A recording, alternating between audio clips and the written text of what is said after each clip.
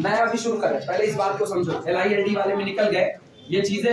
हाँ, खपड़िया हमारी खराब करोगे तो ये चीजें नहीं पता चलेगी, ये चीजें बताने वाली है ना। इधर सुनो, जैसे मान लो एक सेट हम ले रहे हैं, सीधे मैट्रिक्स बना रहे, सीधे मैट्रिक्स 1 0 0 0 0 2 0 0 3 4 2 0 2 0 0 0 3 0 0 0। एक मैट्रिक्स बनी। अब गौर करो, क्या ये लोग खुद वेक्टर हैं कि नहीं? ऑब्वियस सी बात है तो कोऑर्डिनेट ही कहाँ का है, 2 2 4 यानी R4 के हिस्से हैं। यानी अगर मेरा एक पहला वेक्टर कौन है, अल्फा 1, दूसरा वेक्टर कौन है, अल्फा 2, तीसरा कौन है, अल्फा 3, चौथा कौन है, अल्फा 4 और कौन है, अल्फा 5। इसका मतलब R4 की दुनिया से हमने 5 वेक्टर उठाए, 5 वेक्टर। पहला वेक्टर हम R4 की दुनिया से उठाए हुए थे 1 0 0 0 2 2 4। अगला कौन सा था, 0 2 0 0 3 4 2 0। अगला था, यहाँ लिख रहे हैं 2 0 0 0। अगला था 3 0। ये बताओ, एक टेस्ट तुमको बताए थे, नंबर ऑफ एंट्री से ज्यादा अगर आपके पास वेक्टर है सेट कैसा होगा, LD होगा। नंबर ऑफ एंट्री से ज्यादा कितनी एंट्री भरी गई है, 4, और वेक्टर कुल कितने हैं, 5। ज्यादा हो गए कि नहीं, तो आपका सेट कंफर्मली कैसा हुआ, LD। ये तो बात तय हुई। जब हम इसको मैट्रिक्स के फॉर्म में सजाते हैं तो मैट्रिक्स ऐसी बनकर के आती है। और सोचो ये मैट्रिक्स ऑलरेडी क्लान फॉर्म में है। ये मैट्रिक्स कहती है पहले कॉलम के पास पाइवट, दूसरे के पास पाइवट, तीसरे के पास पाइवट, लेकिन बाकी दो के पास पाइवट नहीं है। तो जब इससे कोई कहे ना इस सेट में से LI सेट को छांट करके निकालो, अभी जब बेसिस करवाएंगे ना, एक्चुअली ये छूटा नहीं है, ये छूटा नहीं है। वहां इसको बताने का कोई मतलब नहीं था मेरे पास, क्योंकि हमको यही चीज यहाँ बतानी है। जब हमसे कोई कहेगा ना कि हम आपको एक LD सेट दे रहे हैं, हमने आपको एक लीनियरली डिपेंडेंट सेट दे दिया, लेकिन हम आपको कह रहे हैं ये लीनियरली डिपेंडेंट सेट ये दमखम रखता है कि आपके पूरे के पूरे वेक्टर स्पेस को अकेले जनरेट कर सकता है। तो LD होने की वजह से वो बेसिस नहीं हो सकता, LD होने की वजह से बेसिस नहीं हो सकता, लेकिन स्पैन तो कर रहा है ना। अगर कोई चीज किसी को पूरी तरह से स्पैन कर रही है और LD है, तो इसका तय मतलब उसने अपने अंदर में बेसिस को छिपा करके रखा हुआ है, और आपको उसी छिपे हुए बेसिस को निकालना है। बेसिस को निकालने का मतलब इसकी LD की जो सड़न है, डिपेंडेंसी वाली सड़न, उसको हटाना है। जब आप डिपेंडेंसी की सड़न को हटा देंगे तो बाकी जो बचेगा वो कौन है, LI। और स्पैन पहले भी कर रहा था तो स्पैन आज भी करेगा, क्योंकि आपने हटाया किसको, डिपेंडेंट लोगों को हटाया।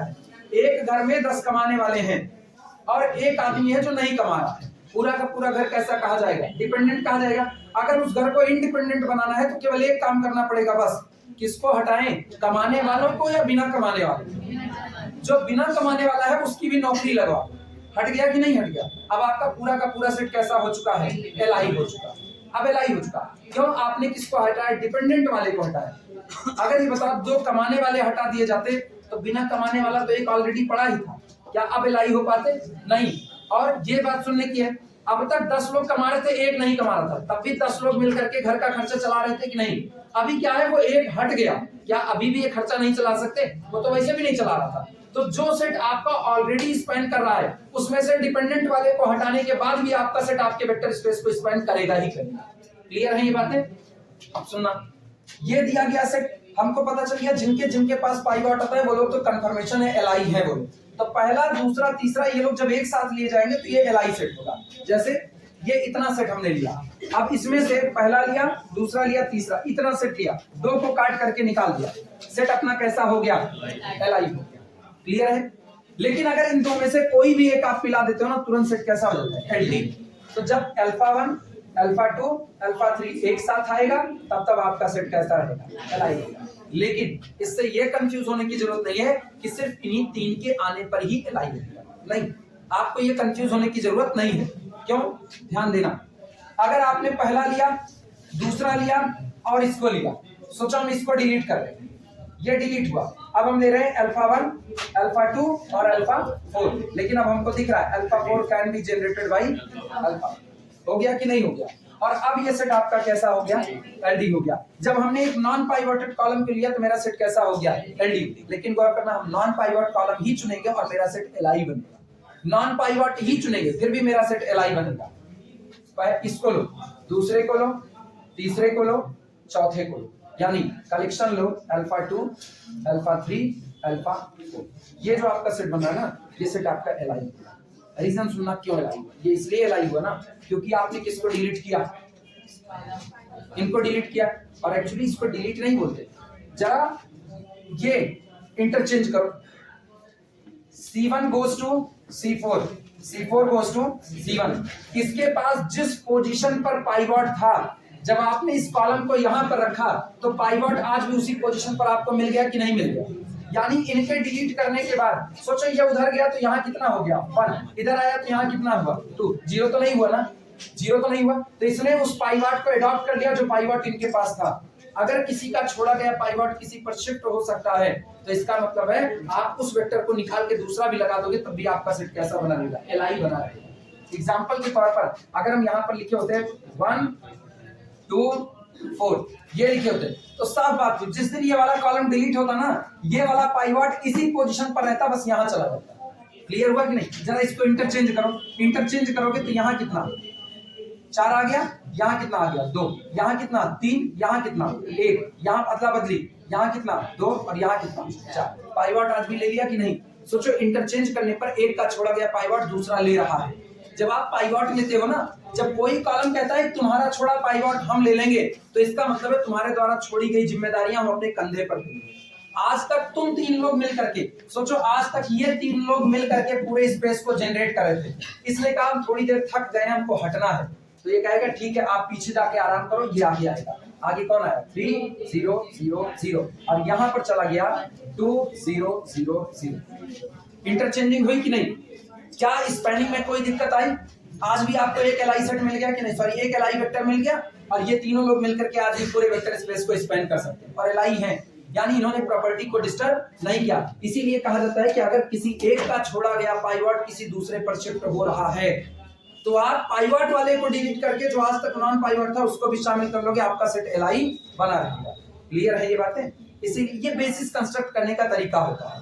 कल को हम इसी मेथड का इस्तेमाल करते हुए बेसिस बनाएंगे, इसीलिए ये वहां पर नहीं था, ये यहाँ पर तुमको मिलेगा। जब आपको कहा जाएगा किसी स्पैनिंग सेट की वजह से एक बेसिस को कंस्ट्रक्ट कीजिए, तो हम पता करेंगे स्पैनिंग सेट में किसके किसके पास पाइवॉट नहीं है।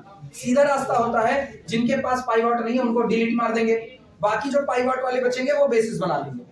दूसरा तरीका ये होता है कि आप और बेसिस बना सकते हो, जिनके पास पाइवॉट है उनको ले लो, सबसे बेस्ट तरीका है। अगर जिनके पास पाइवॉट नहीं है उनको यहाँ रखने पर वो पाइवॉट अडॉप्ट कर सकते हैं, तो आप उनको भी ले सकते हैं। मतलब किसकी वजह से डिपेंडेंसी आई आपको ये बात पता नहीं, बात तो फिर वही आई ना, तुम मेरे ऊपर डिपेंड हो तो इसका मतलब डिपेंडेंसी तुम्हारी वजह से आई नहीं। हम पढ़ा रहे तब भी तो डिपेंडेंसी है, हम पढ़ा ही ना रहे होते तो क्या तुम मेरे ऊपर डिपेंड हो पाते? तो इसीलिए कहा जाता ना, घर का बच्चा नहीं बर्बाद होता, उसको माँ बाप बर्बाद करते हैं। इसीलिए कहा जाता है, लोग कहते हैं ना लड़कों में बहिगा है, बहिगा, अरे तुम्हें तो उसको बहाए अभी तो बह गया, बचपन में दोनों कन्वा क्लॉक एंटी क्लॉक घुमा दिया तो ना बहता। वो गलती करके आता दूसरे पीट करके आया ना, तो उसका क्या अच्छा हमारे मुंह का उनके मुंह सजा दिया, वाह बेटा वाह, बेटा खुश। अब 4 दिन के बाद फिर वो घर लौट करके आए, फिर किसी को मार करके आए हुए हैं। क्यों जो झगड़ा करते हो जी, बदतमीज कहीं के, झगड़ा मत किया करो, कहीं के छुट्टी पा गए, अभी भी उनको कुछ नहीं किए। कौन बर्बाद कर रहा है? घर वाले। एक दिन मार करके आए ना, कूट दो गिरा करके, ढंग से काजो, काहे झगड़ा करके आए। तो लोग कहेंगे ना बच्चे डरपोक नहीं बनाना चाहिए। अरे तो तोप दिलवा दे, उड़ाए पूरी दुनिया उड़ा देगा, डरपोक नहीं बनाना चाहिए। दिक्कत क्या रही? डिपेंडेंसी किसकी वजह से आ रही है आप ये नहीं कह सकते हो। ये बात याद, केवल एक जीरो वेक्टर होता है, जीरो वेक्टर उसकी वजह से आती है वो आप कह सकते हो। कुछ लोग होते हैं ना जो एकदम शुद्ध प्रवृत्ति के होते हैं, कुछ भी हो जाए उनके ऊपर किसी का रंग नहीं चढ़ता। जैसे जीरो वेक्टर, उसके ऊपर किसी का रंग नहीं चढ़ता है, वो किसी को नहीं जनरेट करेगा, लेकिन हर वेक्टर जीरो वेक्टर को जनरेट कर सकता है। हर वेक्टर में फील्ड से जीरो का मल्टीप्लाई करो, जीरो वेक्टर जनरेट हो जाएगा। इसीलिए कहा जाता है अगर आपके सेट में जीरो वेक्टर पड़ा है, कंफर्म मानो डिपेंडेंसी किसकी वजह से आ रही है? जीरो वेक्टर की वजह से आ रही है। और वास्तविकता में फिर बात वही आई, जीरो वेक्टर की वजह से डिपेंडेंसी नहीं आ रही। ये सारे लोग मिल करके कह रहे हैं कि हम लोगों को लेकर के जीरो वेक्टर को बनाने का तरीका एक से ज्यादा है। तो सब मिल करके कह रहे हैं, जब सब मिल के नारा लगाते हैं ना, कहो हम एक साथ हैं, तो हाँ एक साथ है तो पूरा डिपेंडेंसी लेकर के चल रहे हो। इसीलिए अगर कोई सेट डिपेंडेंट है तो आप किसी भी वेक्टर के ऊपर तोहमत नहीं चढ़ सकते हो कि तुम्हारी वजह से डिपेंडेंसी आई। एग्जांपल के तौर पर अगर हम x एक्सेस का 2 पॉइंट ले लें, पहला पॉइंट देखना 1 0 0 और दूसरा पॉइंट ले लिया 2 0 0। ये कहेंगे हम इन पर डिपेंड हैं, या ये वाला कहे तुम मेरे ऊपर डिपेंड हो, जब मुझ में 2 का मल्टीप्लाई होता है तो तुम क्रिएट होते हो। तो ये भी तो तुरंत कह सकता है जब मुझ में 1/2 का मल्टीप्लाई होता है तो तुम क्रिएट होते हो। झगड़ा चल गया कि नहीं चल गया? इसका मतलब डिपेंडेंसी किसकी वजह से आई आप इसको नहीं कह सकते। तोहमत जड़ने का काम यहां नहीं चल सकता। मैथमेटिक्स में तोहमत जड़ने का काम नहीं चल सकता कि ये दो लोग एक साथ रखे जाएं, 1 0 0 और 2 0 0, ये दोनों एक साथ एक ही सेट में आ गए। ये इनको नहीं कह सकते कि तुम्हारे होने की वजह से डिपेंडेंसी है, ये इनको नहीं कह सकते तुम दोनों की वजह से डिपेंडेंसी है, क्योंकि तुम दोनों लोग एक साथ हो। We can create by use of this, ये कह रहे हैं we can create by use of this, और ये कह रहा है I can create by use of this. हम उनसे बनाए जा सकते हैं, वो हमसे बनाए जा सकते हैं, दोनों दोनों पर डिपेंड कर गए कि नहीं? तो दोनों में से किसी एक को डिलीट कर, एक के डिलीट होते ही तुरंत आपका सेट कैसा हो जाएगा? LI। पल्ले पड़ी बातें ना। तो LI LD के लिए सबसे मेन बात होती है आप पर्टिकुलर वेक्टर को जिम्मेदार नहीं ठहरा सकते। जब एक सेट कहता है ना alpha 1 alpha 2 alpha 3 alpha k vector का कलेक्शन LD है और इनमें कोई भी वेक्टर जीरो नहीं है, then we can write at least one alpha k which can be written as the linear combination of its preceding ones। यही तो लिखते हो, अभी गौर करना।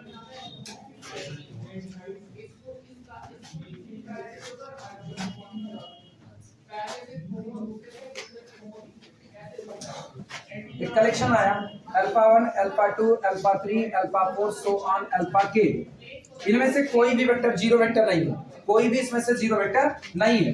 तो हम लोग थ्योरम के अकॉर्डिंग क्या लिखेंगे? It means alpha k can be written as the linear combination of alpha 1 alpha 2 so on alpha k minus 1। नहीं, ऐसा नहीं है। हम ये भी कर सकते हैं, हम चाहे पूरा सेटर रीअरेंज कर देंगे, मेरी मर्जी। हम उठा करके अल्फा 1 को इधर बैठा देंगे, अल्फा k को इधर, अल्फा k। सेट में ऑर्डर का कोई मायने नहीं होता है, कोई एलिमेंट कहीं भी आ सकता है। आप सोचो हम आगे किसको रख रहे हैं? Alpha k। बाद में कौन आ रहा है? Alpha 2 alpha 3 so on, last में कौन है? Alpha 1। Now we can create alpha 1 by use of its preceding ones. अब तक थ्योरम के अकॉर्डिंग किसको लिख रहे थे? अल्फा k को। अब किसको लिख रहे हो? Alpha 1। Alpha 1 can be written as the linear combination of its preceding ones. किसकी वजह से डिपेंडेंसी? अल्फा k की वजह से।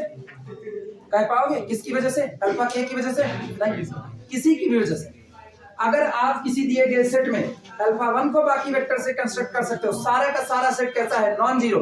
If you can create alpha 1 by use of other, then you can create alpha 10 by use of other, you can create alpha 5 by use of other, you can create alpha k minus 1 by use of other. सारे non zero हैं, सब एक दूसरे की मर्जी से अब बनाए जा सकते हैं। मतलब मुझको अगर सेट दे दिया जाए ना 1 0 0 1, तो आप किसी को किसी की मदद से नहीं बना सकते। लेकिन 1 0 0 1 1 2 दे दिया जाए ना, हम 1 2 0 1 की मदद से 1 0 बना सकते हैं। इत्मीनान से बनेगा, निश्चित तौर पर आएगा। कुछ क्लियर हुआ? चले आगे।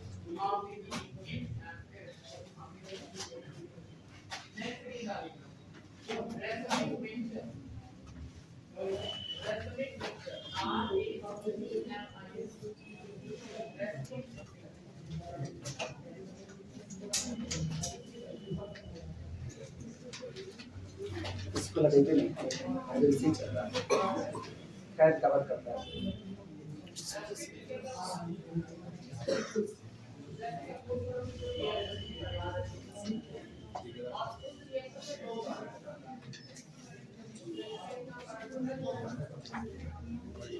चलो आज थ्योरम करेंगे पक्का, बहुत दिन हो गया करते ये बताओ बेसिस क्या होता है? लिखाई दिए हैं ना, basis is the linearly independent set of vectors and linear span of this set capital S is equal to capital V। ठीक है, ये हो गया है। इसके बाद अच्छा नोट नहीं लिखा इसको ना, सुनो इधर बात सुनो। जो आपका बेसिस होता है किसी दिए गए सेट में, हाँ क्या आओ बैठो, अरे हम थोड़ी मना किए तुमको। अगर आपको कोई वेक्टर स्पेस दिया गया है, कोई पूछे इस वेक्टर स्पेस में सबसे बड़ा इंडिपेंडेंट सेट कौन होगा? सबसे बड़ा इंडिपेंडेंट सेट क्या? तो केवल बेसिस होगा। जो आपका बेसिस है ना, that's the largest LI set. अच्छा लार्जेस्ट का मतलब यहाँ ये नहीं, यहाँ लार्जेस्ट का मतलब नंबर से होता है। कि आपके सेट में कितने वेक्टर कंटेन हो रहे हैं और उसके बाद भी वो सेट कैसा बना हुआ है, एलआई। जैसे अगर कोई मुझसे कहे R3 ओवर R की बात करें, R3 ओवर R, सामने वाला पूछ रहा है R3 ओवर R में आप हमको सेट बताइए जो एलआई हो सकते हैं, सेट जो एलआई हो सकते हैं। हमने कहा ठीक, आप इसका कोई भी सिंगलटन सेट ले लो, बस जीरो वेक्टर ना लो, एलआई रहेगा। ये 1 0 0 एलआई है कि नहीं। अब दुनिया में इसके पास जीरो वेक्टर को छोड़ के जितना एक एलिमेंट भरोगे सिंगल एलिमेंट, एलआई होगा कि नहीं होगा। लेकिन कार्डिनलिटी कितनी है, 1। कार्डिनलिटी मतलब सेट में मौजूद एलिमेंट की संख्या 1। अच्छा ये बताना क्या 1 0 0 और 0 1 0 एलआई है कि नहीं है? अच्छा इसके बाद फिर हम मिला देते हैं 1 0 0 0 1 0 और 0 0 1 एलआई है कि नहीं। जैसे हम इसमें चौथा मेंबर रखेंगे तुरंत ये पूरा का पूरा सेट कैसा हो जाएगा, एलडी हो जाएगा। तीसरे के बाद चौथा मेंबर लगाते ही सेट कैसा हो गया, एलडी। इसका सोचो हमने सबसे शुद्ध कंडीशन रखी, हम तीन का तीनों एलआई ले रहे थे, तीन का तीनों एक दूसरे से एलआई था, तब भी चौथा मेंबर आते ही कैसा हो गया, एलडी। ये चौथा मेंबर आपकी मर्जी, आप पूरे R3 ओवर R से कुछ भी भर सकते हो, ये सेट कभी भी एलआई होने वाला नहीं हो, क्योंकि जिस दिन तुम इससे मैट्रिक्स बनाओगे, मैट्रिक्स में बोलो कितनी रो आएगी, 3। ये पलट के कॉलम बनेगा 1 0 0, ये कौन बनेगा 0 1 0, ये कौन बनेगा 0 0 1। कितने कॉलम बन चुके, और रो कितनी बनी, 3। अब जैसे चौथा कॉलम बनाओगे रो तो 3 ही रहेगी, कौन बनेगा 1 2 4। सोचो रो की संख्या 3 है, कॉलम की संख्या 4 है, पाइवट कितने आ सकते हैं, 3 से ज्यादा तो नहीं आ सकते। तो इसका मतलब एक कॉलम आपका नॉन पाइवट छूटेगा ही छूटेगा, यानी तय हो चुका है। जब जब आप सेट बनाओगे और सेट में आप सबसे बेस्ट कंडीशन में शुरू के 3 वेक्टर एलआई ले लो, चौथा डालते ही आपका सेट कैसा हो जाएगा। और जब शुरुआत में एलडी ले लोगे तब तो एलडी है ही है। तो इसका मतलब वो लार्जेस्ट कार्डिनलिटी जहां पर आपका सेट R3 ओवर R में एलआई रहेगा वो कितनी हो सकती है, और इसकी डायमेंशन कितनी है, 3। तो इसका मतलब जो आपका बेसिस होता है ना, वही बेसिस ही लार्जेस्ट एलआई सेट होता है। इससे बड़ा एलआई सेट आपके वेक्टर स्पेस में मौजूद नहीं है। जैसे हम कहें एटमोस्ट डिग्री n का पॉलिनोमियल, एटमोस्ट डिग्री n का पॉलिनोमियल, उसका डायमेंशन कितना होता है, n+1। तो इसका मतलब आपके पास पॉसिबिलिटी है, जिस दिन आप पॉलिनोमियल की दुनिया से टोटल n+1 पॉलिनोमियल खींच करके सेट बनाओगे, वो सेट एलआई हो सकता है, जीरो वेक्टर डाल दोगे तो एलडी हो जाएगा, कोई एक दूसरे का मल्टीपल डाल दोगे तो भी कैसा हो जाएगा, एलडी हो जाएगा। लेकिन अधिक से अधिक n+1 वेक्टर तक का कलेक्शन आपका एलआई हो सकता है। जैसे आप अगला वेक्टर n+2 मिलाओगे आपका सेट कैसा हो जाएगा, एलडी हो जाएगा। तो इसका मतलब कोई पूछे कि किसी वेक्टर स्पेस में लार्जेस्ट एलआई सेट कौन होता है, हम कहेंगे basis is the largest LI set. वही ऐसा सेट होता है जो सबसे बड़ी कार्डिनलिटी पर भी एलआई रहता है। इसके बाद बेसिस से डायमेंशन से एक भी एलिमेंट ज्यादा करोगे तो आपका सेट कैसा होगा, एलडी होगा। क्लियर है ये बात है, नोट लगाना।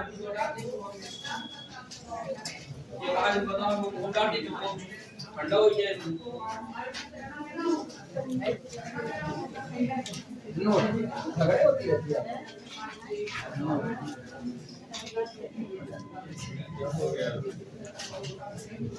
क्या हुआ, पता नहीं क्या हुआ,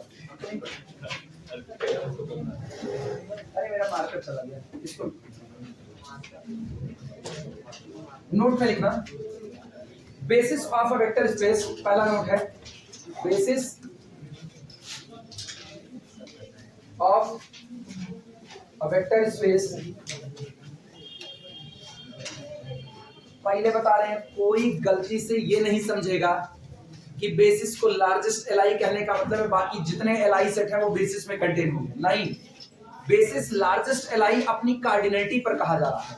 कोई मुझसे पूछे R3 ओवर R में आपको एक सेट एलआई बनाना है, इत्मीनान से सुनना, R3 ओवर R में मुझको एक सेट को एलआई बनाना है, इंडिपेंडेंट बनाना है, मैक्सिमम कितना वेक्टर रख सकते हैं, जवाब है 3। R4 ओवर R में हमको एक सेट एलआई बनाना है, मैक्सिमम कितना वेक्टर चुन सकते हैं, 4। एटमोस्ट डिग्री n के पॉलिनोमियल में, एटमोस्ट डिग्री n के पॉलिनोमियल से हमको एक एलआई सेट बनाना है, मैक्सिमम कितना चुन सकते हैं, n+1। ठीक, 3 गुणे 3 की मैट्रिक्स का पूरा वेक्टर स्पेस है, 3 गुणे 3 की मैट्रिक्स का पूरा वेक्टर स्पेस है। मैट्रिक्स को चुन चुन करके हमको एक एलआई सेट बनाना है, मैक्सिमम कितना चुन सकते हैं, 9 चुन सकते हैं। अब मतलब समझ में आया। हाँ, लार्जेस्ट एलआई कहने का ये कतई मतलब नहीं है कि बाकी जितने एलआई आएंगे वो इसमें कंटेंट होंगे, ऐसा मतलब नहीं है। आपकी कार्डिनलिटी के आधार पर ये बात कही जा रही है। एक कमरे में मैक्सिमम कितने लोग बैठ सकते हैं, मैक्सिमम कितने लोग बैठ सकते हैं, जवाब होगा जितने की भी स्ट्रेंथ, ठीक है, उतने आप बैठा सकते हो। यहाँ नंबरिंग के आधार पर लार्जेस्ट बोला जा रहा है। Basis of a vector space is largest independent set. तबीयत खराब पहुंच जाओ, ना पहुंच पाओ बताओ, तो चला जाए। इज लार्जेस्ट इंडिपेंडेंट, वैक्सीन का डोज भी हो, largest independent set of vectors from V over F। Note करो।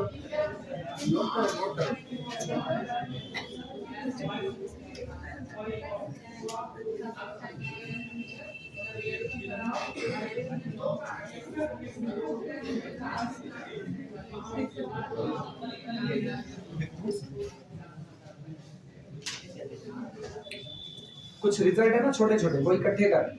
सबसे पहली बात कि अगर आपको किसी वेक्टर स्पेस में एक ऐसा सेट बनाना है जो इंडिपेंडेंट हो और मैक्सिमम वेक्टर को कंटेन कर ले, तो आप सीधे उस वेक्टर स्पेस की डायमेंशन देखिए। जितनी उसकी डायमेंशन है उतना ही वेक्टर चुन करके आप एलआई बना सकते हो। अच्छा, जितनी डायमेंशन, मान लो डायमेंशन 5 है, मान लो डायमेंशन 5 है और हम तुमको 5 वेक्टर दे दिए, तो 5 वेक्टर का कलेक्शन एलआई ही बनेगा? गारंटी नहीं है, लेकिन हाँ मैक्सिमम 5 वेक्टर चुन तक करेंगे आप एलआई बना सकते हो, उससे ज्यादा नहीं। 6 चुन करके आप एलआई नहीं बना सकते हो। 5 चुनोगे एलआई बन सकता है, 4 चुनोगे एलआई बन सकता है, 5 पर एलआई बन सकता है, 4 पर एलआई बन सकता है, 3 पर एलआई बन सकता है, 2 पर एलआई बन सकता है। एक को ना चुनो, एलआई ही बनेगा। ये मेन बात है ना, बन सकता है कि बातें खत्म।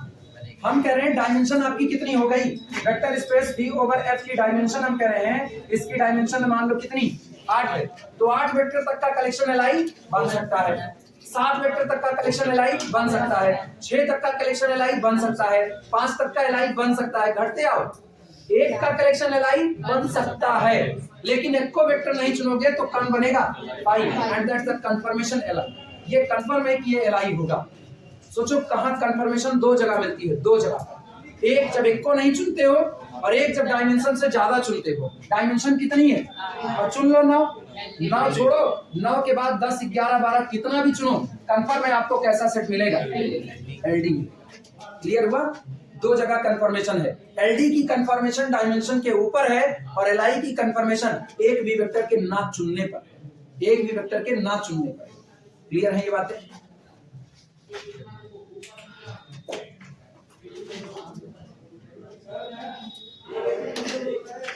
अगली बात सुनो, अगर किसी वेक्टर स्पेस का कोई बेसिस दिया गया है तो बेसिस के पास एक खास प्रॉपर्टी होती है। एक्चुअली बेसिस तो सुपरबॉस हो चुका है। बेसिस एक ऐसा सेट है ना जो खुद ही कह रहा है, इतना दमखम रखते हैं कि तुम्हारे अंदर जितने मेंबर हैं सबको अकेले बना सकते हैं। ये भाई ना, हम वहां खड़े होते हैं जहां मैटर बड़े होते हैं, ये बेसिस है, यही है। ये खड़ा हुआ है, ये कह रहा है मेरे अंदर इतना दमखम है कि हम पूरे के पूरे वेक्टर स्पेस को अकेले बना सकते हैं। आप कोई भी मेंबर वेक्टर स्पेस का लो, इसकी वजह से बनेगा। कंफर्म है? अब ये जब ये बात कह दिया ना, तो इसने अपने अंदर में एक बड़ी खास बात ले लिया, 2 खास बातें लिया। पहला, we can span whole vector space V over F and this set capital B, जिसको आप बेसिस कह रहे हो, बेसिस को B से रिप्रेजेंट करते हैं। This set capital B never becomes linearly dependent. ये अब डिपेंडेंट नहीं हो सकता, तब तक नहीं हो सकता जब तक आप इसमें मिलावट नहीं करोगे, तब तक नहीं हो सकता। निकालोगे तो क्या पाओगे, एलआई का सबसेट। और थ्योरम कर चुके एलआई का सबसेट क्या होता है, एलआई। ये बताओ, जितना भी बेसिस होता है कैपिटल B, वो पहली बात तो क्या होता है, एलआई होता है। और linear span of capital B कौन होता है, B। एलआई होने की वजह से इसमें एक बात खासियत है कि आप इसका कोई भी सबसेट तैयार करोगे, वो सबसेट कंफर्मेशन है क्या रहेगा, एलआई रहेगा, क्योंकि एलआई का सबसेट हमेशा कौन होता है, एलआई। क्लियर? बेसिस होने की वजह से इसके पास जो सबसे मेन बात आ रही है वो ये बात आ रही है, इसके अंदर जितने भी सेट पड़े होंगे, जितने भी एलिमेंट पड़े होंगे, वो सारे के सारे एलिमेंट टोटली डिस्टिंक्ट होंगे, टोटली डिस्टिंक्ट। वैसे भी एक सेट के अंदर सारे एलिमेंट टोटली डिस्टिंक्ट होते हैं, लेकिन इसके अंदर खासियत ये भी है कोई भी वेक्टर किसी दूसरे की मदद से जनरेट नहीं हो सकता। बेसिस के अंदर पड़े हुए एलिमेंट में आप किसी भी एलिमेंट को दूसरे से जनरेट नहीं कर सकते। अगर कर ले गए तो बेसिस किस बात का, अब तो एलडी हो गया, और एलडी वाले सेट कभी भी बेसिस नहीं हो सकते हैं। सेकंड रिमार्क लिखना नोट में, दूसरा नहीं लिखना। If a subset capital B, second, if a subset capital B of vector space B over F, अगर कैपिटल बी कोई सबसेट है किसी दिए गए vector space B over F का, फॉर्म अ बेसिस, और ये एक बेसिस को बनाता है, form a basis, form a basis, then vectors in capital B, अब कैपिटल बी में मौजूद हुए vectors, then vectors in capital B must be distinct,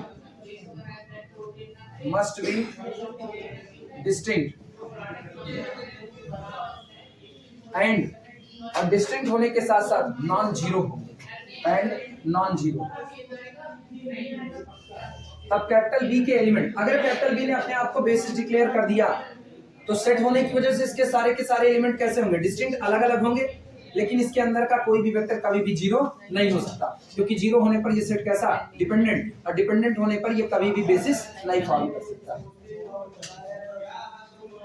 और सारे लोग जानते हो बेसिस फाइनाइट भी हो सकता है और इनफाइनाइट। अगर बेसिस फाइनाइट हो गया तो आपके वेक्टर स्पेस की डायमेंशन कैसी है, फाइनाइट। ऐसे केस में आपका vector space finite dimensional vector space कहा जाता है। अच्छा, कोई ये नहीं कंफ्यूज होगा कि वेक्टर स्पेस की डायमेंशन फाइनाइट होने का मतलब है उसमें नंबर ऑफ एलिमेंट फाइनाइट हो, नहीं। वेक्टर स्पेस की डायमेंशन फाइनाइट होने का मतलब केवल इतना है कि उसके बेसिस में या पूरे वेक्टर स्पेस को बनाने के लिए आपको कुछ गिने चुने लोगों की ही जरूरत पड़ेगी, बस इतना ही मतलब।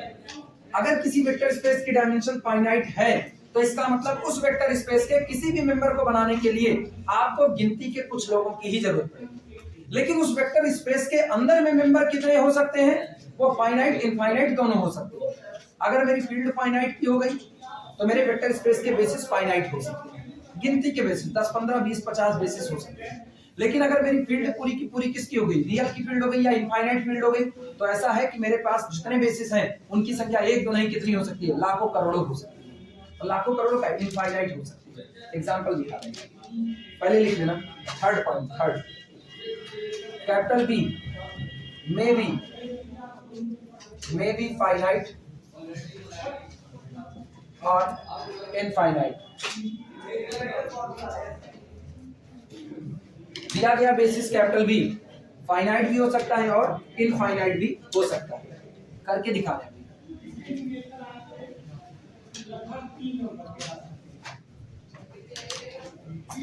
तो शायद करके दिखाने की जरूरत बहुत कम है। कल हम लोग इनफाइनाइट डायमेंशनल वेक्टर स्पेस लिखे थे, collection of all polynomial, atmosphere degree Uri लगाई भी नहीं की, कलेक्शन ऑफ ऑल पॉलिनोमियल। बोले स्टैंडर्ड बेसिस क्या था, 1, x, x square, x cube, x की 4 अप टू सो ऑन चलते गए थे। कितने एलिमेंट हैं, इनफाइनाइट, तो बेसिस में एलिमेंट की संख्या इनफाइनाइट, डायमेंशन भी कितनी हो गई, infinite. That's called the infinite dimensional vector space. याद करो रियल वैल्यूड फंक्शन पता ही नहीं कितने होते हैं, तो बेसिस में आप कितना, क्या कोई स्टैंडर्ड बेसिस लिखा गया था, नहीं। कितने एलिमेंट, इनफाइनाइट, डायमेंशन भी कितनी होगी, इनफाइनाइट। ठीक, ये तो हुआ इनफाइनाइट डायमेंशनल वेक्टर स्पेस। अपने पास जो R2 होता है, जो R3 होता है, जो C ओवर R होता है, C2 ओवर R होता है, जिसको कल लिखा रहे थे, ये सारे के सारे कैसे हैं, फाइनाइट डायमेंशनल वेक्टर स्पेस है। इसलिए इनकी डायमेंशन, अच्छा किसी चीज की विमा फाइनाइट है, डायमेंशन फाइनाइट होने का मतलब डायमेंशन कितनी विमा होती है, मतलब उसमें जो आपको डिग्री ऑफ फ्रीडम मिल रहा है ना, वो फाइनाइट मिलेगी। डिग्री ऑफ फ्रीडम, चलने की आजादी, वो आपको फाइनाइट है। जैसे हम लोग यहाँ रहते हैं 3D में, तो हम लोग 3D में रहते हैं, मेरे पास केवल 3 तरीके हैं चलने के, लंबाई में चल सकते हैं, चौड़ाई में चल सकते हैं, ऊंचाई में चल सकते हैं। इतने तो हैं, या तो यूं कमरे में सीधे लंबाई में चल रहे हैं, या तो कमरे की चौड़ाई में चल रहे हैं, या तो दूठा पखना उखना लगा करके उड़ना चालू कर दिए। यही तो पॉसिबिलिटी होगी, इसके अलावा तो नहीं होगी। और कोई बीमा बता सकता है कि और कुछ हो जाए? तो अपने लोग 3 डायमेंशन स्पेस में रहते हैं, तो मेरे पास जो बीमा है, लेकिन ये बताओ इस कमरे में कुल कितने पॉइंट हैं, कुल कितने पॉइंट? इनफाइनाइट। अरे मारो गोली, कमरे का गिनने की जरूरत ही नहीं है अपने को, सीधे सीधे ये बोलो, ये बोर्ड कमरे पर है कि नहीं है? कमरे में ही है। इस बोर्ड के ऊपर एक लाइन खींचे, एक लाइन के ऊपर कितने पॉइंट? इनफाइनाइट। इस कमरे के अंदर कितने पॉइंट? अब पक्की बात है, इस लाइन पर बैठे हुए इनफाइनाइट पॉइंट इस कमरे में मौजूद इनफाइनाइट पॉइंट से कम है। बीएससी थर्ड ईयर में रियल एनालिसिस काउंटेबिलिटी, यही है कॉन्सेप्ट, यही कॉन्सेप्ट है। इस लाइन पर खींचे गए पॉइंट की संख्या कितनी? इनफाइनाइट। इस बड़काई लाइन पर खींचे गए पॉइंट की संख्या कितनी? इनफाइनाइट। लेकिन निश्चित तौर पर इस पर बैठे हुए इन्फिनिटी इससे ज्यादा है। तब कहते हैं इन्फिनिटी का अपना परिवार होता है। एक बनती है काउंटेबल जिसको गिन सको, एक बनती है अनकाउंटेबल जिसको ना गिन सको। पल्ले पड़ी बातें सुनो। R3 ओवर R की बात कर रहे हैं, अपने लिए बेहतर यही होता है। R3 ओवर R सुनो, R3 ओवर R के हम तुमको ना एक तो नहीं, जितने कहो उतने बेसिस बना करके दे सकते हैं, जितने कहो उतने बेसिस। पाओ मिटा जो लिखे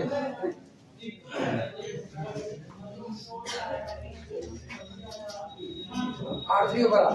सबसे पहले ना R3 ओवर R का एक स्टैंडर्ड बेसिस हमको पता होता है, कौन सा? 1 0 0 0 1 0 0 0 1। ये इसका कौन है? स्टैंडर्ड बेसिस पहला हुआ। चलो नॉन स्टैंडर्ड बेसिस देखना, 2 0 0 0 2 0 और 0 0 2। अगला बेसिस हुआ कि नहीं? अगला बेसिस कौन होगा? 3 0 0 0 3 0 और 0 0 3। कितने बना चुके? नेचुरल नंबर गिनते जाओ। क्या हर बार नया बेसिस बनेगा कि नहीं बनेगा? अभी तो यही बना रहे हैं। ठीक, नौटंकी अब चालू। 1 2 3 4 5 6 7 8 9। असली कहानी अब एलआई सेट है। इसको मैट्रिक्स पे ले जाकर के पटको, तीनों पाइवट चढ़ेंगे निश्चित तौर पर। ठीक, 1 2 3 4 5 6 7 8 9 हो गया ना? अब सुनो, इसमें 2 का मल्टीप्लाई करो, इसमें 2 का मल्टीप्लाई, इसमें 2 का मल्टीप्लाई, फिर LI. If alpha 1 alpha 2 alpha 3 are LI, अगर अल्फा 1 अल्फा 2 और अल्फा 3 कैसा हो गया? एलआई, तो m into alpha 1 m into alpha 2 m into alpha 3 ये भी कैसा होगा? एलआई। बशर्ते एक शर्त है, m does not equal to 0। कितने लोगों से मल्टीप्लाई कर सकते हो? इनफाइनाइट। और सब बराबर बराबर कर ले। सेट आज भी कैसा? एलआई। ये भी बेसिस होगा, इसका मल्टीपल भी कितना होगा? बेसिस होगा। कितने बेसिस बना चुके अब तक? इधर भी इंफिनिटी, उधर भी इंफिनिटी। गणित की भाषा में कहे तो टू इंफिनिटी, गंदी भाषा, गणित की नहीं है ना। अब ये बताना, पहले में 2 से मल्टीप्लाई करो, इसमें 3 से, इसमें 4 से, फिर कैसा? ये बेसिस हो गया कि नहीं हो गया? आप जितनी मर्जी उतना बेसिस बना सकते हो, लेकिन हर बार आपके द्वारा बनाए गए बेसिस में एलिमेंट की संख्या कितनी आ रही है? इसीलिए कहते हैं ना, बेसिस हर बार बदलेगा, हर बार बदल सकता है, लेकिन डायमेंशन आपकी कैसी रहेगी? यूनिक रहेगी, वो नहीं बदलेगी। और सोचो R3 में कुल कितने पॉइंट होते हैं? इनफाइनाइट। लेकिन बेसिस में कितने होते हैं? 3। तो बेसिस फाइनाइट होने से ये कतई अंदाजा न लगाना कि अगर आपका बेसिस फाइनाइट है तो आपके वेक्टर स्पेस में मौजूद एलिमेंट की संख्या भी फाइनाइट है। नहीं, वो इनफाइनाइट हो सकती है। समझ में आई बातें? चले कुछ लिखा जाए।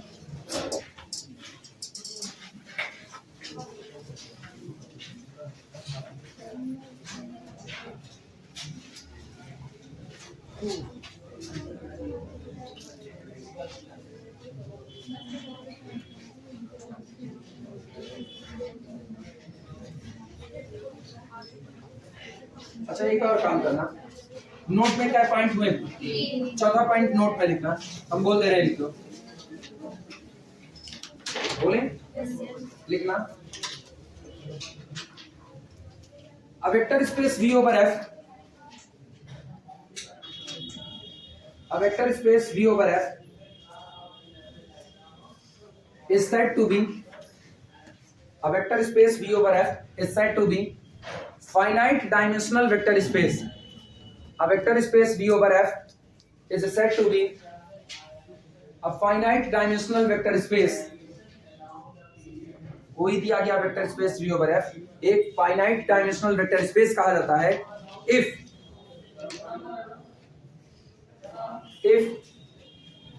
its basis has finite element, if its basis has finite element। और पता है, किसी फाइनाइट डायमेंशनल वेक्टर स्पेस को ना फाइनाइटली जनरेटेड भी कहा जाता है।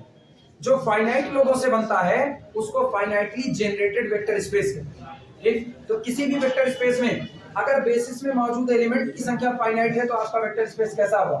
फाइनाइट डायमेंशनल वेक्टर स्पेस होगा। A vector space V over F is said to be finite dimensional vector space if its basis has the finite element। ठीक, अगला लिखना इसी में आगे and if basis has infinite element, छूटा क्या? क्या छूटा बोलो? A vector space V over F is known as या is said to be finite dimensional vector space if its basis has finite element। यही था, if its basis has finite element and it is infinite dimensional। अच्छा language बोल रहे, if basis has infinite element, इसीलिए हमको note से पढ़ाना पड़ता है, मेरी मेमोरी बहुत वीक है। अभी बोले हैं 2 मिनट में नहीं याद रहता, हम बोले क्या? If its basis has infinite element, then it is known as infinite dimensional vector space। Then it is known as infinite dimensional vector space। Then it is known as infinite dimensional vector space। हम ऐसे बहुत धीमे धीमे बोलते थे, तुम लोग कहाँ कर तेज बोलते हैं, बासिक कोड़े नहीं बोलते बस इतने हैं।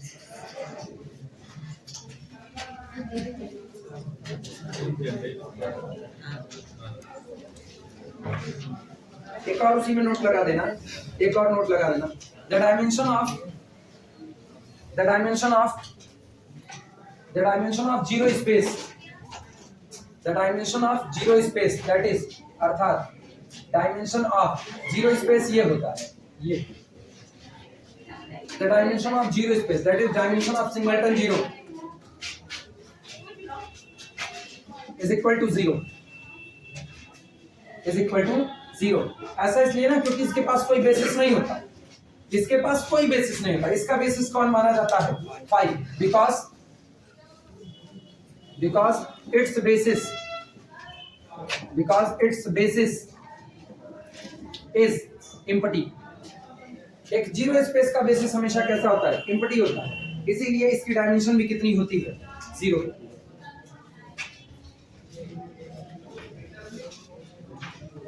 एक्चुअली जानते हो क्या, जब आपको वेक्टर स्पेस का बेसिस चाहिए तो 2 चीजें होती हैं। पहली बात, जो आपका बेसिस है वो आपके वेक्टर स्पेस का सबसेट होना चाहिए, समझना इसको, जो आपका बेसिस है वो आपके वेक्टर स्पेस का सबसेट होना चाहिए, एक बात। दूसरी बात एलआई होना चाहिए, और तीसरी बात आपके पूरे वेक्टर स्पेस को स्पैन करना चाहिए। और इसमें गौर करो, जब आप सिंगलटन जीरो बनाते हो, जिसको आप जीरो स्पेस कहते हैं, सिंगलटन जीरो का जब आप सबसेट बनाते हो, दुइये तो सबसेट निकलता है, केवल 2 सबसेट निकलता है बस। एक तो इसका सबसेट कौन आता है? 5, और दूसरा कौन आता है? Singleton zero. ये बेसिस बन नहीं सकता क्योंकि जीरो कंटेन होने की वजह से कौन है? एलडी। तो मेरी मजबूरी है, बेसिस के नाम पर मेरे पास कुछ नहीं आएगा क्योंकि और कोई सबसेट होता ही नहीं। तो जब मेरे पास बेसिस के नाम पे कुछ नहीं आएगा तो बेसिस कौन बन जाएगा? इम्पटी। और बेसिस के इम्पटी होती है आपकी डायमेंशन कितनी हो गई? 0, because dimension is the number of element present in the basis. आपके बेसिस में जितने एलिमेंट प्रेजेंट होते हैं वही आपकी क्या है?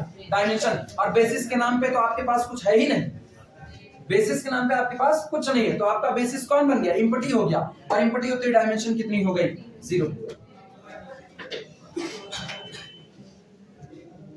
मोस्ट इंपॉर्टेंट थ्योरम एग्जाम के लिए 7.5 नंबर में, existence theorem.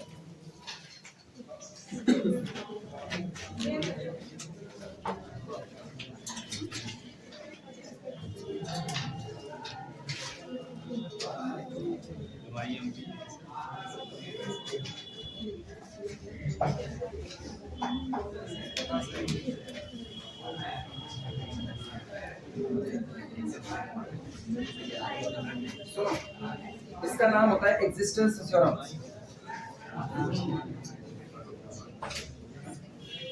Existence theorem, existence theorem.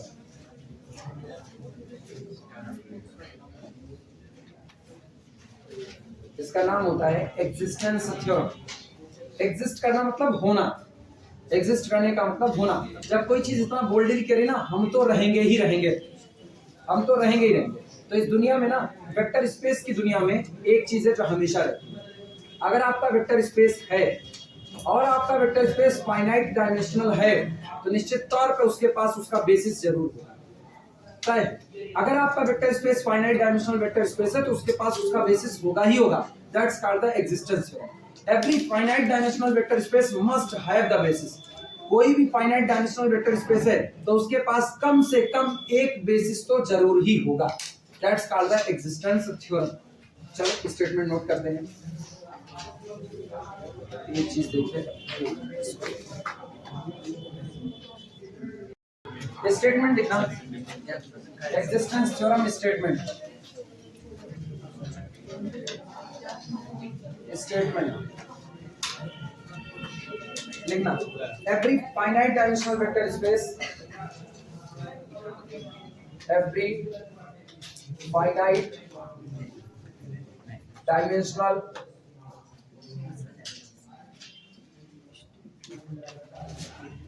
Every finite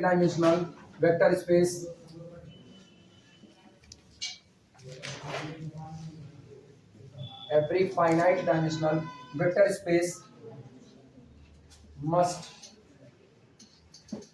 has a basis। must has a basis। जितने भी फाइनाइट डायमेंशनल वेक्टर स्पेस होते हैं, ये सब के सब एक बेसिस रखते ही रखते हैं।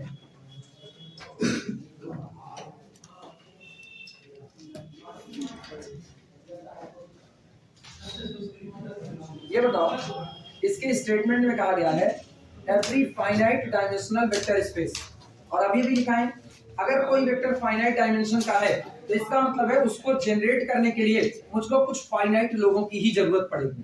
तय हो गया? तो जाहिर सी बात है, यहाँ पर एक सेट तो कैपिटल एस ऐसा रहा होगा जो कैपिटल वी को अकेले बनाने का दमखम रखता है। बेसिस नहीं कहा उसको, बेसिस नहीं बोल, बेसिस बाद में कहेंगे। ये याद रखना, किसी भी दिए गए vector space V over F को केवल और केवल बेसिस ही जनरेट करता है, ऐसा कोई जरूरी नहीं। एक घर को केवल उस घर के कमाने वाले ही बरकरार रखते हैं, ऐसा जरूरी। घर का जो लड़का कम कमाने वाला है, बिल्कुल नहीं कमाने वाला है ना, वो भी घर को बनाने में उतना ही हिस्सेदार है जितना बाकी लोग हैं। यानी डिपेंडेंसी का होना, डिपेंडेंसी का होना आपको केवल आधार बनने से इनकार कर रहा है, बस स्पैन करने से इनकार नहीं कर रहा। आप स्पैन कर सकते हो। अगर हम अपने घर में नहीं कमाते हैं तो इसका मतलब थोड़ी है कि कल को हमारे घर वाले कहते हैं नहीं बस डिपेंडेंसी अंकल ले चला गाड़ी आ, ये थोड़ी कहेंगे ना। हम भी अपने घर को बनाने में हिस्सेदार हैं। जब घर के मेंबर कहीं आएंगे जाएंगे तो एक लोग तो होने चाहिए जो घर को रखा सके। तो ठीक है, हम नहीं कमाते, बाकी सब लोग ड्यूटी चले गए तो हम अपना घर देखेंगे, हम अपना घर रखाएंगे। ठीक, ताला, सोचो एक ताला बेचारा होता है ना, सब चले जाते हैं, वो आपका चैनल पकड़ के लटका रहता है। निर्जीव वस्तु है लेकिन वो भी आपके घर से इतना प्रेम करता है, लटका रहता है, बच्चे करते हैं। ठीक, छोड़ के ये नहीं है कि तुमने ताला बंद कर दिया तो कहा नहीं सब चले गए, चले हम भी थोड़ा घुमाएं करेंगे, ऐसा नहीं होने वाला। ठीक, तो सेम कंडीशन, जो घर का मेंबर नहीं कमाता है वो भी उस घर को बनाने में हिस्सेदार है। घर का कोई काम पड़ता है, शादी वादी पड़ती है ना, तो वो लड़के ज्यादा खटते हैं जो कहीं काम वाम नहीं कर रहे, क्योंकि बाकी सब तो इंगेज हैं, बाकी सबको ऑफिस जाना है, ड्यूटी जाना है। घर में दीदी की शादी पड़ गई, आई तो छोटकी बहनियां नहीं कमा रही हैं, तो उनका लहंगा वहंगा ले करके जहां आना जाना होगा, ब्यूटी पार्लर है, वही छोटकी बहनी जाएगी, वही सब जाएंगे। और छोटके भैया आए कहीं पर तो जहां जरूरत पड़ेगी ना, आलू मटर पनीर वनीर खरीदने, उनको आइट देंगे, कान घूम जाओ, चाबी जैसा भर दिए, दौड़ कर सब लेकर आ रहे हैं। काम तो वो भी कर रहे हैं, तो पूरे वेक्टर स्पेस को स्पेंड करने में उनकी भी हिस्सेदारी मानी जाती है। इसीलिए कहा जाता है कि अगर आपका एक वेक्टर स्पेस है और वो वेक्टर स्पेस फाइनाइटली जनरेटेड है, तो निश्चित तौर पर यहाँ कुछ लोगों का कलेक्शन ऐसा जरूर होगा, वो बेसिस भले ना हो लेकिन पूरे वेक्टर स्पेस को स्पेन कर रहे होंगे। तो जब हम कह रहे हैं कि मेरा वेक्टर स्पेस कैसा है, फाइनाइट डायमेंशनल है, it means our vector can be generated by a finite set. मेरा दिया गया वेक्टर स्पेस किसी ना किसी फाइनाइट सेट से जनरेट किया जा सकता है। क्लियर है ये बातें? तो चलो एक सेट मान करके जनरेट करते हैं। लिखना,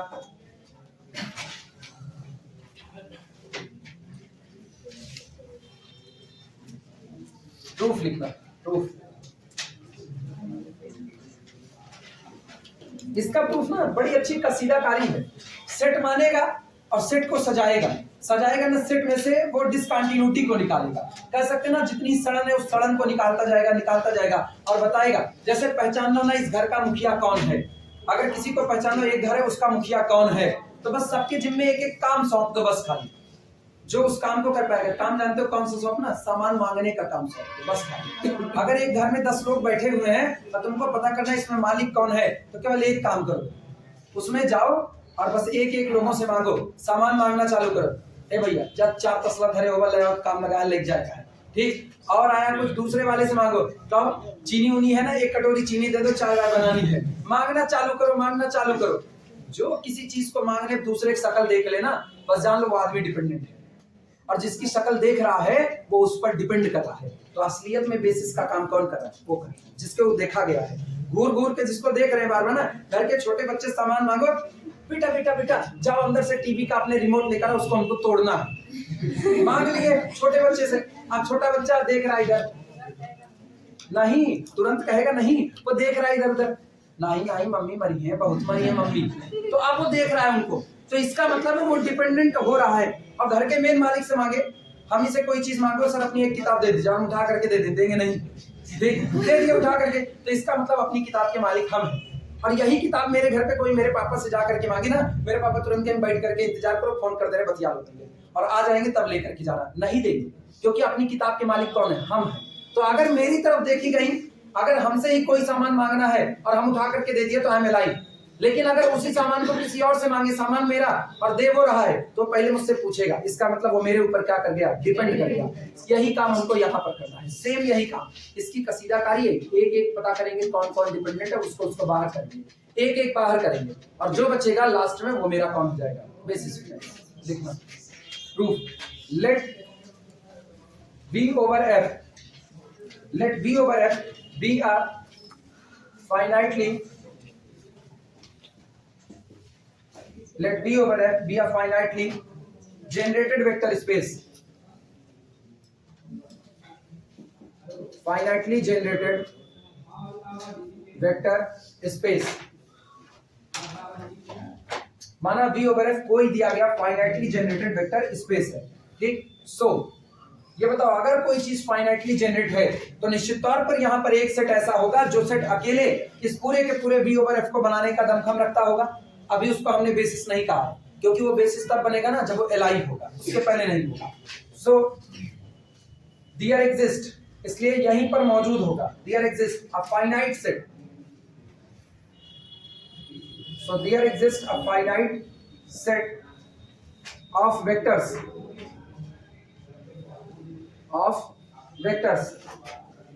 say capital S is equal to collection of alpha 1 alpha 2 alpha 3 up to so on, इस तरीके से चलते हुए वेक्टर अल्फा m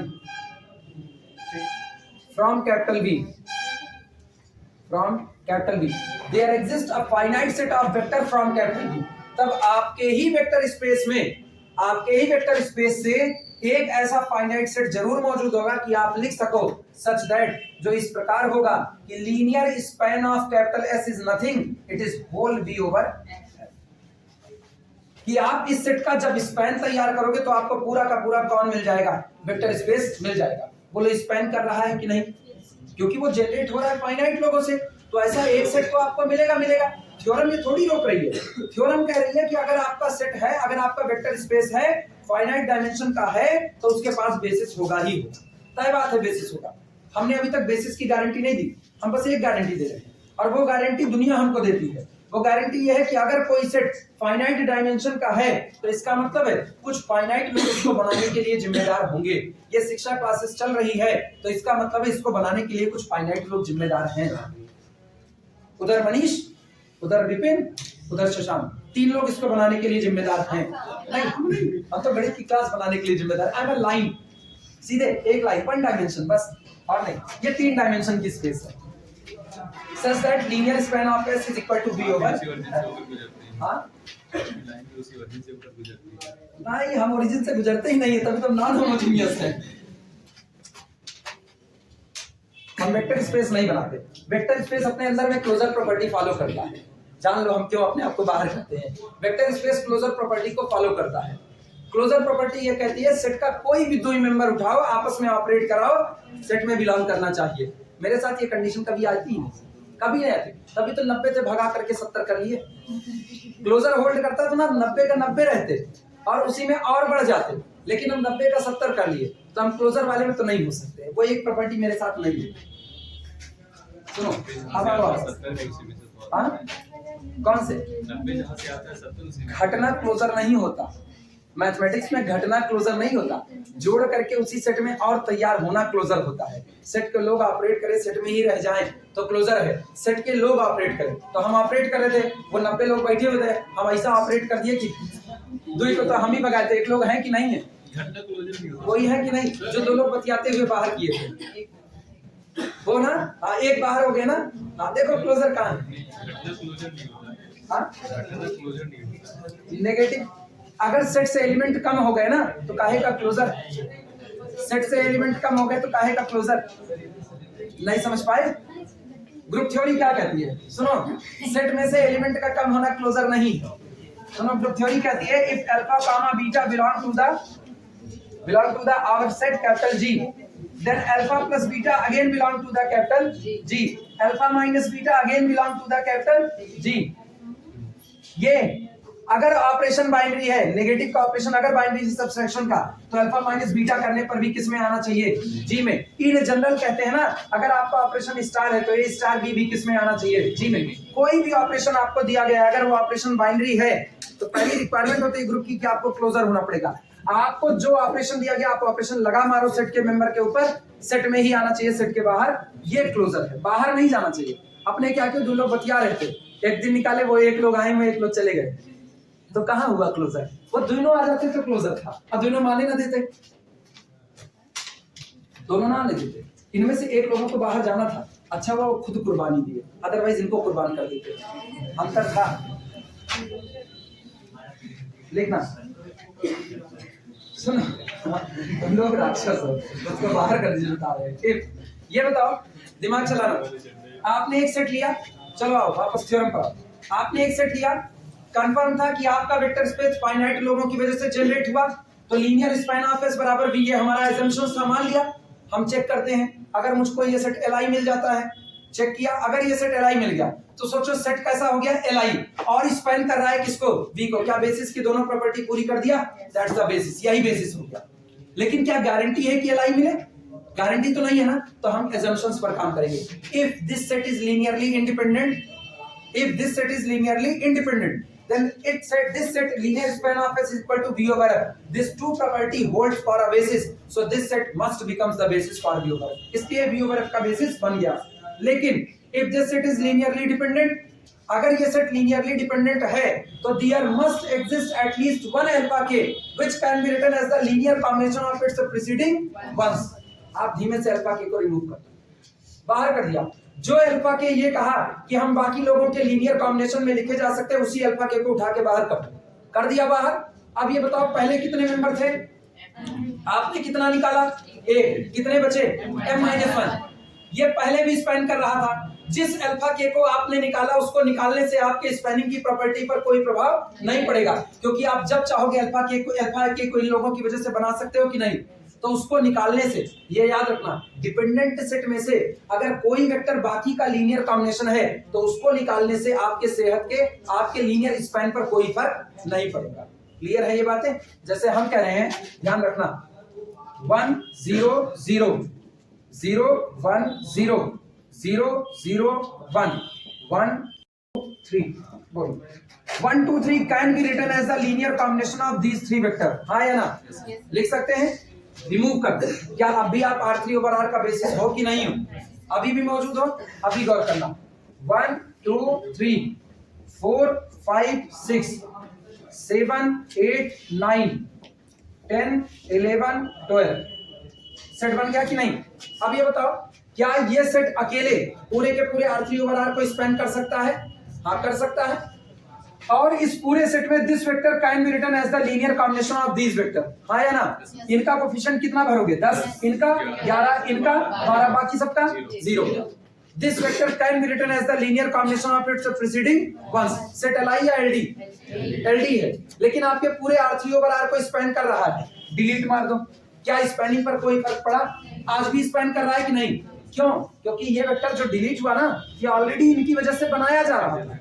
डिपेंडेंट लोगों को डिलीट करने से, ये बताओ, एक लड़का यहाँ पर खड़ा होकर के पढ़ाए, वो डिफरेंशियल इक्वेशन का जय न्यूमेरिकल पढ़ाए, मुझसे पूछ करके पढ़ाए, जय न्यूमेरिकल पढ़ाए, हमसे पूछ के पढ़ाए। उसको अगर एक इंटीग्रेटिंग फैक्टर भी बनाना है तो मुझसे पूछ करके बना रहा है। उसको अगर कहना सर जी इंटीग्रेट करवा दे कि आधे छोड़ दे, हम इस पूछ रहा है। तो इसका मतलब उस लड़के के क्लास के डिलीट हो जाने के बाद भी यहाँ डिफरेंशियल इक्वेशन चलना बंद नहीं होगा। वो नहीं पढ़ाएगा, आपकी कौन पढ़ाएगा? हम पढ़ाएंगे। स्पैन तो होगा तब पर भी। तो इसका मतलब डिपेंडेंट लोगों के डिलीट होने से स्पैनिंग की प्रॉपर्टी पर कोई फर्क नहीं पड़ता। क्लियर है ये बात? एक डिलीट किया, आज भी स्पैन है कि नहीं? लेकिन अभी भी सेट मेरा कैसा है? LD। फिर डिलीट किया, अभी भी स्पैन करेगा कि नहीं? फिर डिलीट किया, बेसिस नहीं है क्योंकि LD है, लेकिन स्पैन तो कर रहा है। फिर डिलीट किया, LI हुआ कि नहीं? पहुंच गए बेसिस तक। बस यही काम हम लोग यहाँ, यही कसीदाकारी है। या तो ये सेट LI होगा या तो LD होगा। अगर ये सेट LI है तो स्पैन तो कर रहा है, बेसिस तो बना लिया, मामला खत्म, मिल गया बेसिस। लेकिन अगर ये LD है, अगर LD है तो थ्योरम कहती है there must exist at least one alpha k which can be written as the linear combination of its preceding ones. अब उसी अल्फा के को हम लोग क्या कर देंगे? डिलीट। डिलीट करने के बाद बचा हुआ सेट या तो LI होगा या तो LD। स्पैन तो करेगा निश्चित तौर पर। अब स्पैनिंग नहीं चेक करना, फिर चेक करो LI या LD। अगर फिर LD हुआ तो there must exist at least one alpha L which can be written as the linear combination of its preceding ones. Delete कर दो अल्फा L को, तब तक डिलीट करते रहो जब तक कि सेट LI ना हो जाए। कद्दू में सड़न लग गई ना, तब तक छटनी करते रहो जब तक कि सही सलामत हिस्सा बच ना जाए, तब तक। और जो अकेला बचेगा, अकेला, ये बताओ, सारे नॉन जीरो है ना? जीरो होता तो सबसे पहले वही डिलीट होता। तो सब बाकी जितने बचे वो कौन? Non zero. एक एक एक एक एक एक डिलीट करते रहो। डिलीट करते करते एक दिन आएगा जब दो लोग बचेंगे, अल्फा 1 अल्फा 2। सीधे देखो, अगर LI है तो बेसिस बन गया, और नहीं है तो कोई एक होगा जो दूसरे का मल्टीपल होगा। डिलीट करो। डिलीट किया, कैसा सेट बना? सिंगलटन नॉन जीरो वेक्टर का कलेक्शन बना। ये पक्का कैसा होगा? LI होगा। बस काम यहीं पर खत्म है, प्रोसेस यहीं स्टॉप हो जाएगा। मतलब डिलीट करने का प्रोसेस तब तक चलता रहेगा जब तक मेरे हाथ में एक फाइनाइट और इंडिपेंडेंट सेट नहीं मिल जाता है। समझ में आई थ्योरम? अब लिखें फटाफट पूरा, यही पूरा इसका प्रूफ।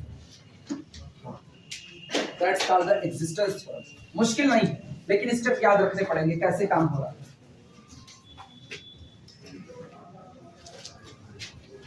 लिखना, if capital S is linearly independent. हाँ कौन है? एरिया 51। अच्छा, ये एरिया 51 है। भाई देख ले, भले बता दी। अरे खतरनाक वाली जगह।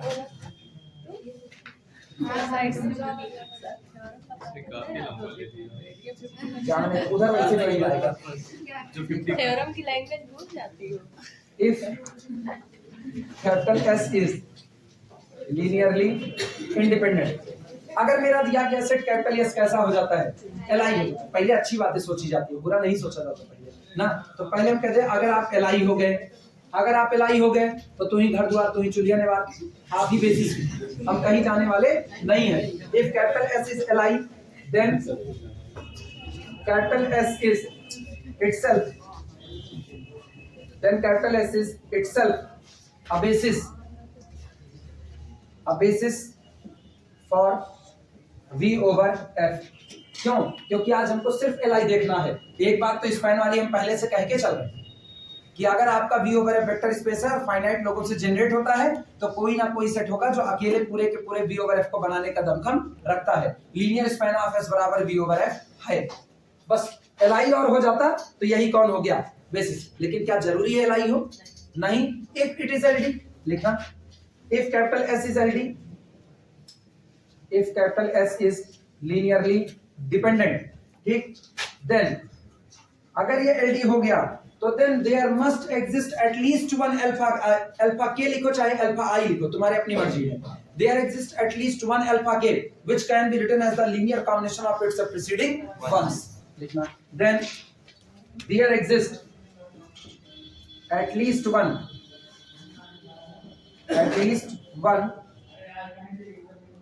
alpha k belong to the capital S, which can be written as linear combination को L dot C लिख दें, linear combination of its preceding ones,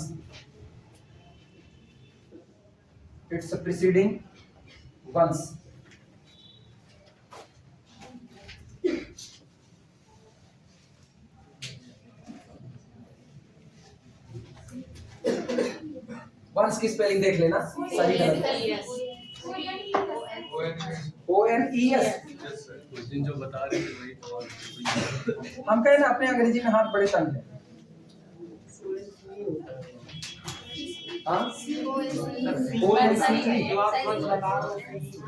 ONCE वो वंश का मतलब एक होना चाहिए। इट्स प्रीसीडिंग वंश, अपने से पूर्ववर्ती के लीनियर कॉम्बिनेशन। यही सही है बस। अरे छोड़ो, यही बवाले खत्म। It's a preceding vectors. जो ज्यादा दिक्कत है उसको डिलीट करो। अपने वेक्टर अलजेब्रा पढ़ रहे हैं, वो लीनियर अलजेब्रा।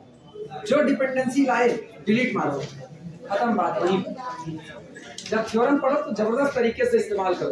अब आज घर जाना, ठीक है, आज घर जाना। अब जैसे मम्मी से कोई सामान मांगना, अब मम्मी इनकार करें, कहना मम्मी तुमको हम डिलीट कर दें, फिर मार खाना तो मेरा नाम मत दे, नहीं जाना।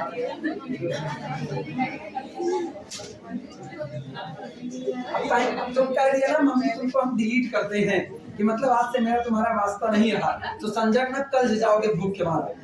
होम मिनिस्ट्री से पंगा कभी नहीं लिया जाता, हम अपनी मम्मी से बिल्कुल नहीं ले सकते पंगा। नियत पढ़ा करके जाए ना।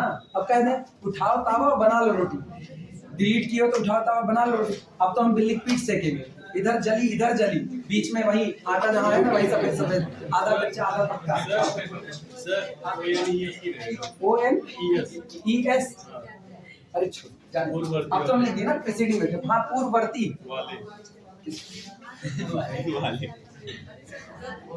Preceding once.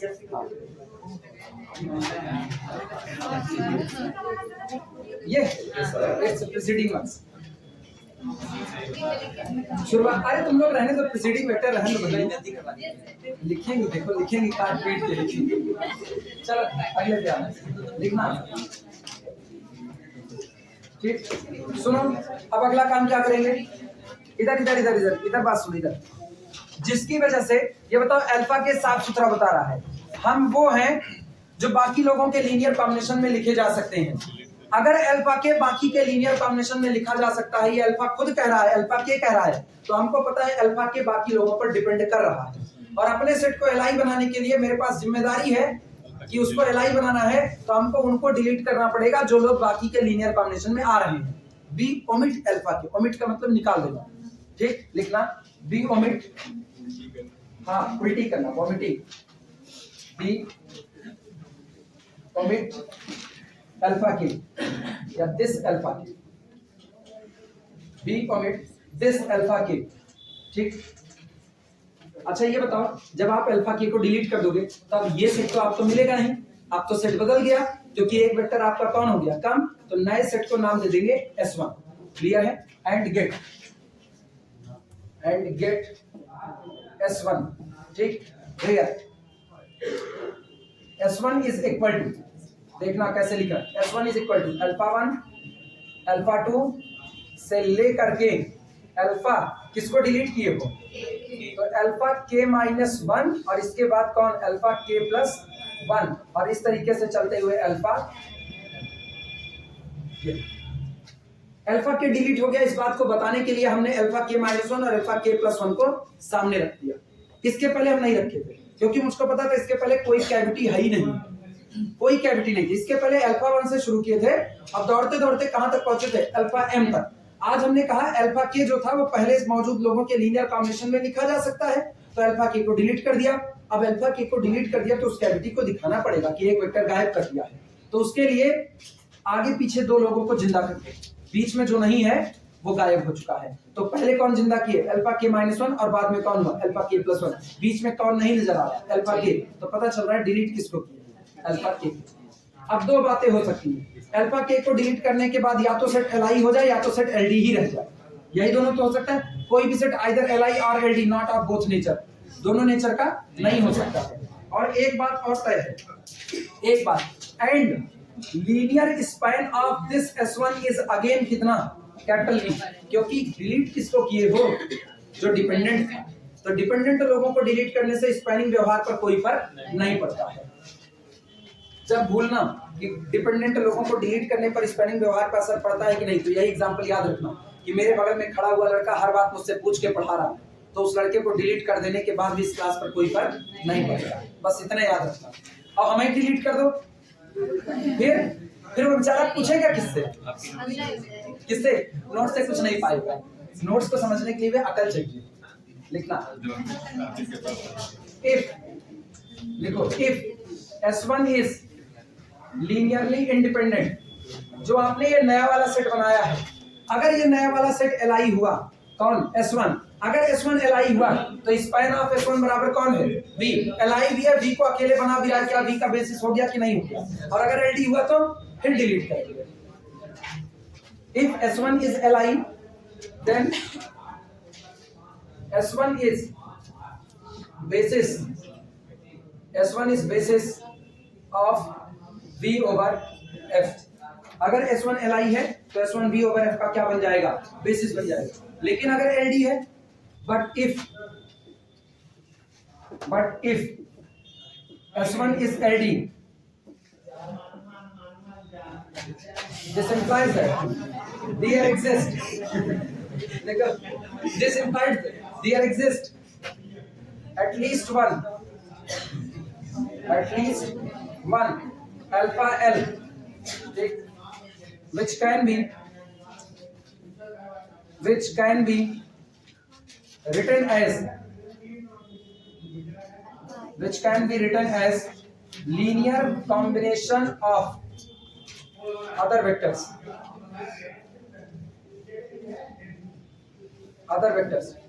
और अगर ये सेट Ld हुआ तो कम से कम एक अल्फा एल ऐसा जरूर होगा, कम से कम एक, अधिक से अधिक कुछ भी हो सकते हैं, कम से कम एक अल्फा एल जरूर होगा जो बाकी बचे वेक्टर के लीनियर कॉम्बिनेशन में लिखा जा सकता है। क्या करें, इसको क्या किया जाए, डिलीट किया जाए, ओमिट अल्फा एल, इस अल्फा एल को क्या कर दीजिए, रिमूव कर दीजिए, एंड गेट आपकी क्या मिलेगा, S2 बराबर कैसे लिखा जाएगा, बोलो, अल्फा 1 अल्फा 2 से चलते चलते अल्फा L -1, अगला अल्फा L +1, चलते चलते अल्फा K -1, उसको कहाँ दो डिलीट किए वो भी दिखाओगे, कॉमा अल्फा K +1, और फिर चलते चलते अल्फा N, ऐसे लिखा जाएगा। अब और नहीं लिखा जाएगा, कंटिन्यूइंग इन दिस वे। अब हम यही प्रोसेस कंटिन्यू करते रहेंगे। मतलब कद्दू में सड़न है तो मम्मी नहीं करती जैसे देख ली सड़ गया ले भैया फेंक आओ ना, ये नहीं कहती, पहले उसको देखती है, उसमें से जितना काम लायक होता है उसको बचा के निकालना पड़ता है। तो काट काट करके सड़न वाला हिस्सा निकाला जाएगा, जिसकी वजह से उस कद्दू में डिपेंडेंसी आ रही है उसको आप निकालोगे काट काट करके। पूरा काटते काटते एक टुकड़ा तो ऐसा बचेगा ना कि जिसमें कम से कम ऐसा होगा कि उस टुकड़े में कोई सड़न नहीं होगी, उतने टुकड़े से भी आपका काम हो सकता है। जब ऐसी सिचुएशन आती पूरा फेंक उड़ता है, कौन सा नहीं, तब तुम जज्बे नहीं करते। ऐसी सिचुएशन आएगी तो कद्दू बाजार से चल करके घर तक आएगा ही नहीं महाराज, ऐसे हाथों में उठाओगे पुलपुलाना शुरू कर देगा पूरा फेंक देगा। नहीं यार कह रहा है 4-5 दिन अगर रखे रहेंगे तो वही वाला रखे रहोगे तो ऑलरेडी तुम्हारे पास बेसिस मौजूद था, खाना पहले से खा रहे थे। आप समझे, ये गणित की थ्योरी है, फेल और नहीं होने वाली। अगर वो कद्दू बेचारा रखा है किसी काम का नहीं है तो इसका मतलब है कि कहीं ना कहीं कोई बेसिस एग्जिस्ट कर रहा है जो पहले से काम कर रहा है, तभी बेचारा पड़ा है डिपेंडेंट आदमी। यहाँ तलाश किसकी है, दिए गए सेट से बेसिस की तलाश है। लिखे, लैंग्वेज बोले, हाँ कोई कुछ पूछा क्या, कौन, ये जो लिखा गया सुनो, किसको किसको डिलीट किए, पहले किसको किए, पहले किसको किए? अल्फा के को किए, अब किसको किए? अल्फा एल को। तो दो लोग डिलीट हुए हैं, इस बात को हमको दिखाना पड़ेगा। दिखाने के क्या रास्ता है? अल्फा 1 से चलो L-1 तक पहुंचे, अब किसको डिलीट किए? अल्फा एल को, तो वो जगह छोड़ दो। अगला कौन लिखा जाएगा? L+1। फिर चलो एक और डिलीट किए अल्फा के, तो कहां रुकोगे? K-1। और अगला कौन होगा? K+1, और बाकी चलता जाएगा। तो दो लोग डिलीट है, वो दोनों दिखाई दे रहे हैं। क्लियर हुआ? लिखना इफ, अगला लिखना if S2 is Li, if S2 is Li, ठीक, then S2 is basis for V over F। अगर S2 Li हो गया तो स्पेन तो करेगा ही करेगा, तो ये तुरंत बेसिस बन जाएगा किसका? V over F का। ठीक, इफ नॉट, लाइन चेंज करके लिखना, इफ नॉट मतलब अगर ये Li नहीं है, इफ नॉट, या if S2 is LD, if S2 is LD, repeat the above step। if S2 is LD, if S2 is LD, या यही if not, जो भी मन कहे वो, if S2 is LD, repeat the above step, repeat the above step। क्या हुआ? ये बॉडी गाड़ी को बंद करिए। हाँ, तुरंत बंद करो। जब तक यूनिवर्स मौजूद है तब तक हाथ गंदा करने को चल। हाँ, अभी तो नहीं डरते आपकी वजह से। कौन? हम ही लोग। नहीं, तुम लोग डरो, तुम लोग डरो। चलो वापस आ जाए। सुनो, कहाँ तक थे? कंटिन्यूइंग इन दिस प्रोसेस, यही था ना? Repeat the above step. हाँ, ठीक है, लिखो। रिपीट द अबव स्टेप, ऊपर वाले सारे स्टेप को रिपीट कीजिए। Repeat above step till, TILL, till ना लिख देना, ना till. Repeat above step till, तब तक इसको रिपीट करते रहो till we get ILI set. ये repeat the above step till we get ILI subset of S। हाँ ठीक है, ILI set which is subset of S, ILI set which is subset of S। हो गया? आप इसको तब तक रिपीट करते रहिए जब तक कि आपको कैपिटल S का एक LI सबसेट ना मिल जाए। कुछ नहीं मिलेगा ना तो सिंगलटन तो मिलवे करेगा, और वो सिंगलटन हमेशा कैसा होगा? अल्फा होगा। मतलब सिंगलटन जो होगा वो हमेशा कैसा रहेगा? LI रहेगा। ठीक, तो लिखा गया है repeat the above step till we get ILI subset of capital S, which is therefore a basis for V over F, which is therefore a basis for V over F, which is therefore a basis for V over F, जो कि V over F के लिए किसका काम करेगा? Basis का काम करेगा। That's the existence theorem। existence theorem guarantee है कि अगर आपका which is a basis for V over F, Sir, which is therefore a basis, which is therefore a basis for for V over F। ठीक, ये guarantee है कि अगर आपका वेक्टर स्पेस फाइनाइट डायमेंशनल का है तो निश्चित तौर पर उसके पास उसका अपना एक बेसिस जरूर होगा ही होगा, निश्चित तौर पर होगा, और वो बेसिस आप हमेशा पा सकते हो। क्लियर है ये बातें? बस इसी पर इसको रोक दें।